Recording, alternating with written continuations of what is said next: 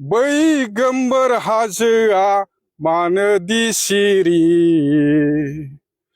गेलेमा गुलुङा अरायजु गामि। समनि रादाब नायगिरि नोंथांमोनखौ बरायबाय। आं दिनै दंफैयो नैबे चिरां जिल्ला सिंनि देवसि हालामाव, जेरावहाय ओरै भुटाननि गेलेफु थांनाय लामा बे सेरावहाय बे देवसि दालां सेराव गोदानै दाउस्रि हाब्रां मुङै पिकनिक स्पट दिनै बेखेवजाबाय। बेखौ बेखेवनानै होदों चिरां जिल्लानि डिएफअ बिथाङा। दा बे डिएफअ बिथाङा नैबे पिकनिक स्पटनि सोमोन्दै मा फोरमायो फै जों एसे मिथिनानै लानि।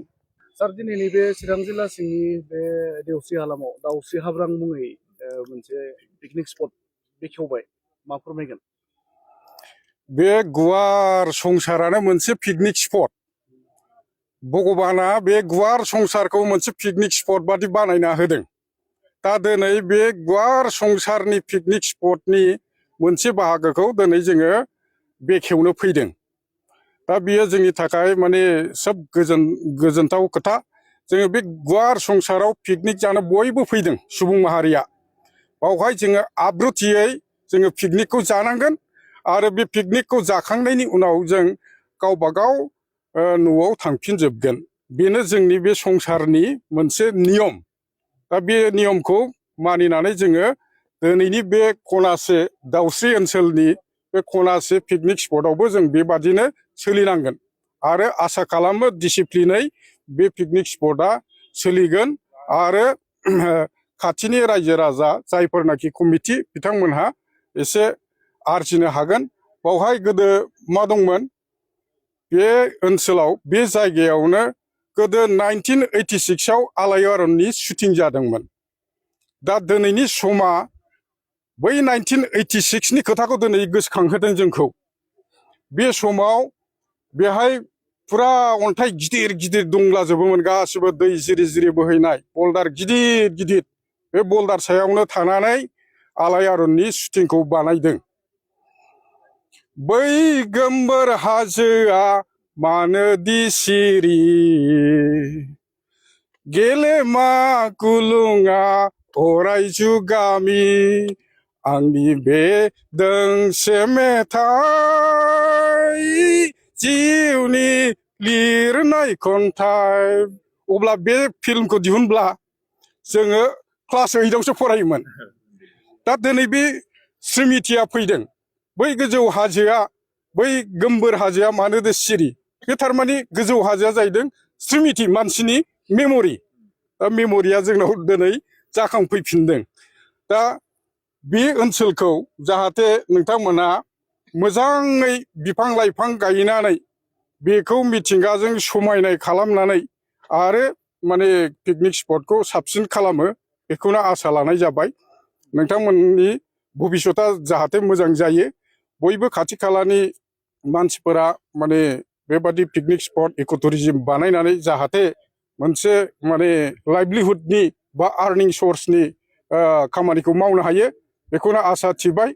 आरो बयबो माने जायफोरनाखि लावखार ओंखाम जाग्रा बिथांमोनहा जाहाथे बे जारिमिनारि, थारमाने बै 1986निफ्रायनो बाहाय पिकनिक जाबोदों मानसिफ्रा, नङाब्ला बाहाय मानो शुटिं खालामफैयामोन। साल बिफां दंमोन बे सेर सेर ओरै एकदम, ओमफ्राय बल्दार गिदिर गिदिर, दै जिरि जिरि, बेसेबां समायनामोन। दा 1986नि सिगांनिफ्रायनो पिकनिक जाबोयै जाबोनाय बे जायगाया दिनै पिकनिक स्पट महरै माने बेखेवजानोसै। दा ओंखायनो गासै रायजो राजाफोरखौ, खाथि खालानि रायजो राजाफोरखौबो बावहाय बोथोराव खेबसे माने पिकनिक जानो फैनानै रंजाफैयोब्ला बाहाय गोजोननायखौ लानो हागोन होननानै आं आसा खालामो। जोङो मोनसे खोथा खोनायो सार, मानसिफोरनि खुगा खुगा, जे नैबे जायगाया, नैबे थावनिया जाहैबाय सिखोना जोहोलावनि मोनसे जारिमिनारि मोनसे जायगा होननानै बिथांनि बिमा जायखौ बुङो दाउस्रि होननानै। बेनि सायाव सारा सुंद'यै माबा मोनसे मिथियो नामा? सिखोना जोहोलावाथ' जोंनि जारिमिनारि बिर जोहोलाव बर' हारिनि, जाय माने जायनि गोहो बोलोखौ नुनानै भुटान राजाया फसन्द खालामनानै भुटान राजाया बे ओनसोलखौ खुंनो थाखाय सिखोना जोहोलावनो दायथ' होदोंमोन।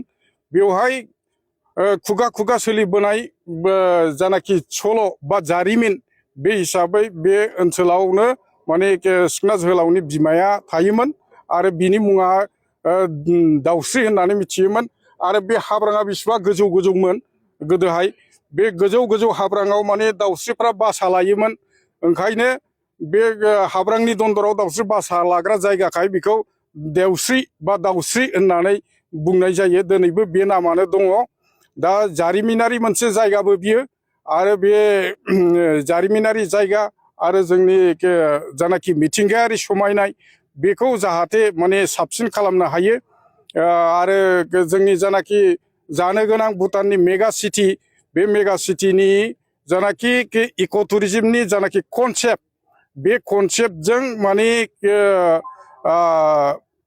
लोगो लोगोनो जोंनियाबो डेभेलप जाफाथों बिसोरजों समान समान माने फेर मारिनानै जोंनि जायगायाबो इक' टुरिजिमनि थाखाय डेभेलप जाफाथों समायना जाफाथों बेखौनो आसा थिबाय दा जिखि जाया दिनैनि बे बेखेवनायनि हाबाफारिया जाहाथे मोजाङै मोजां जालाङो आरो बयबो जाहाथे कअपारेसन होयो बयखौबो माने खावलायनाय थाबाय दिनैनिफ्राय बोथोर जोबजासिम जानुवारि जोबजासिम जाहाथे बियो जोंनि डिपार्टमेन्टनि SOPखौ मानिनानै जाहाथे मोजाङै सोलियो बेखौनो खावलायनाय थाबाय थेंक इउ